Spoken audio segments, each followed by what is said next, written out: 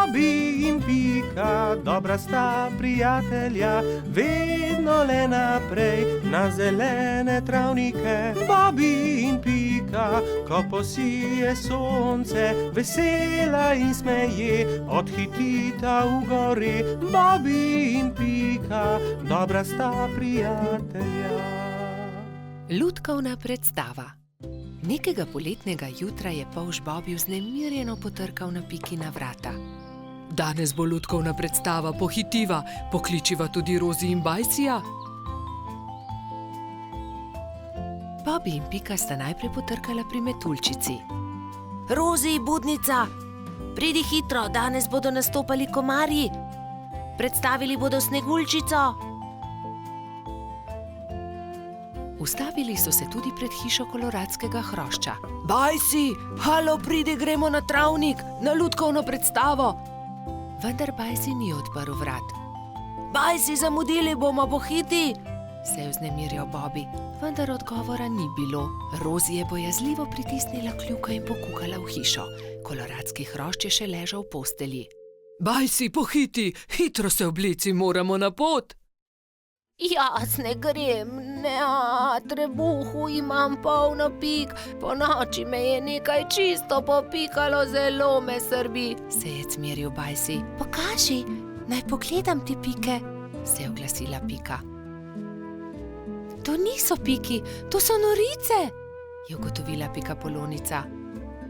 Ni se treba prestrašiti, tudi jaz sem jih že imela, 1000 pik sem imela. Grem po doktorja Sovo, je rekla Pika. On ti bo povedal, kaj moraš narediti. Kmalu je prišel doktor Sova. Temeljito je pregledal Bajsija. Res so norice. Norice so nalezljive. Ne moreš iti na lutkovno predstavo, Bajsi. Nalezljive? Jih bodo dobili tudi Bobby, Pika in Rozi?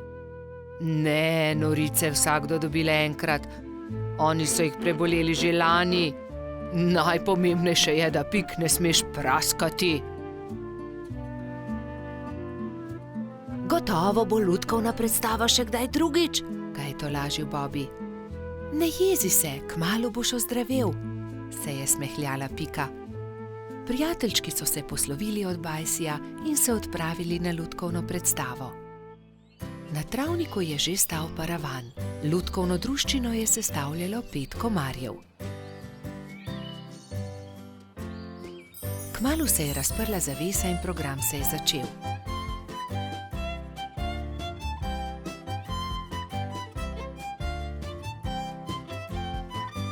V tišini in pozorno so si ogledali predstavo, na koncu pa so z velikim aplavzom pozdravili lutkarje. Komarji so dovolili, da so prebivalci gozda vzeli v roke lutke in si jih ogledali. Škoda, da Bajsi ni mogel priti z nami, je žalostno dejala Pika, medtem ko so hodili domov. Gotovo bi mu bilo zelo všeč. In kako bi bilo, če bi mu predstavo zaigrali mi? Se je nenadoma oglasila Pika. To je zelo dober predlog, Pika, je dejala Rozi. 3 prijatelji so se lotili dela v pikčasti hišici. Rozi je narisala palčke, Pika Sneguljčico in kraljeviča, Bobby pa mačeho. Risbe so izrezali in nalepili na palice za krvavice. Ko so končali, so se prikradli pod Bajsijevo okno in potrkali. Koloradski hrošč je radovedno odprl okno. Začenja se program, je veselo zavpil Bobby in so že začeli zgodbo.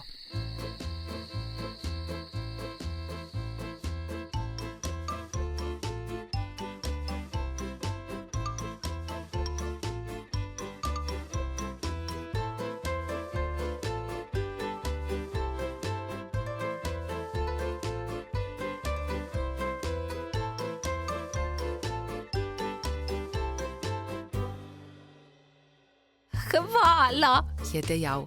Zelo dobri prijatelji ste. Čez 10 dni je znova prišel doktor Sova. Do takrat pa so že izginile vse Bajsijeve pike.